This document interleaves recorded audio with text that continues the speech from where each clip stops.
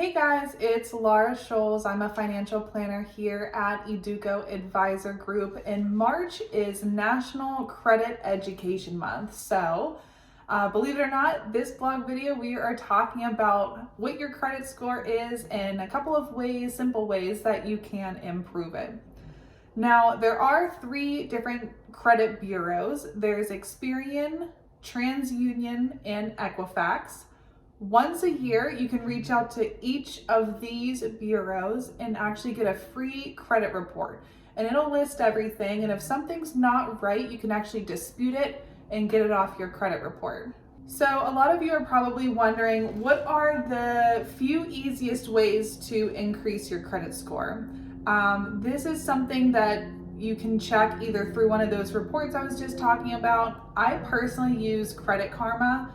You can check your credit score without it affecting your credit and get a general idea of what your score should be. So the first way to improve your credit score in the most effective way is actually just making payments on time. So this includes any type of car loans, student loans, mortgages, even your utilities and credit cards. So making sure that you're paying those minimum payments on or before the due date is going to help improve your score the most. The second way to improve your score is actually lowering your credit utilization. So everyone has a dollar amount of how much credit they have to use. So as an example, a credit card. If you have $10,000 available on your credit card and you have all $10,000 used, that's 100% utilization. And creditors don't want to see that. They don't want to see you maxing out your credit. So anywhere from 10% or lower would be best. But anything really under 20% utilization is good. Try to keep it under 10. And your credit utilization actually counts for about 30% of your credit score impact. Now, your credit history length is about 15% of your credit score. That is how long have you had credit. So the longer that you have a credit card open, or like mortgages, long-term loans, that's going to show creditors that you are responsible, you can make your payment on time, and you have that history. So that's why they say never close a credit card. You can cut it up and not use it anymore, but you don't want to close it because that can have a negative impact on your credit, especially if it's a long-term credit card. I use one credit card and I've had it for about 12 years now, so that helps lengthen my credit history.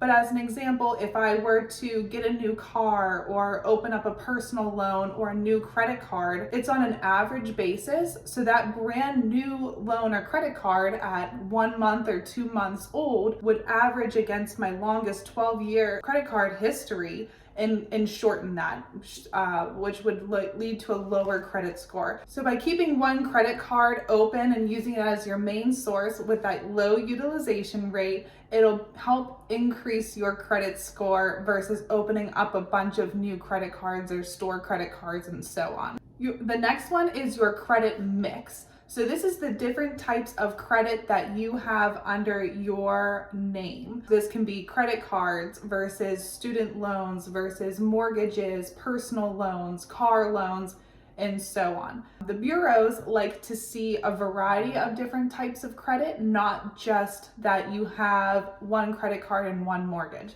So I know it sounds a little contradicting, but they like to see that you're able to balance that out and make all of your payments and take care of everything all at once, and that you're being responsible with making your payments, your credit utilization, and the amount of credit that you have. So it all kind of ties together at the same time. Lastly is your credit inquiries, and that accounts for about another 10% of your credit score. This is how many hard credit hits that you have against your credit. So we never want to just check our credit for fun.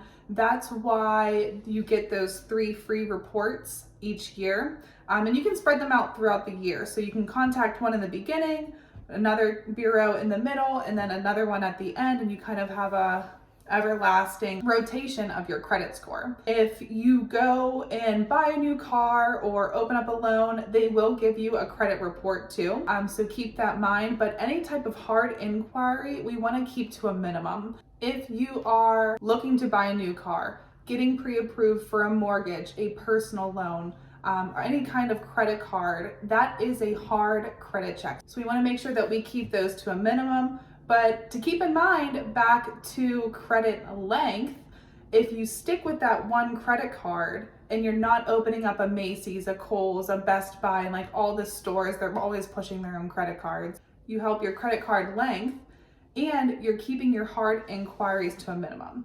Now, again, for something such as like student loans, new cars, or a mortgage, of course, you're going to need to check your credit. Those hard inquiries do fall off after a couple months or so. So don't be afraid, don't be scared whenever you're doing something new, fun, and exciting, such as a new car or buying a home for the first time.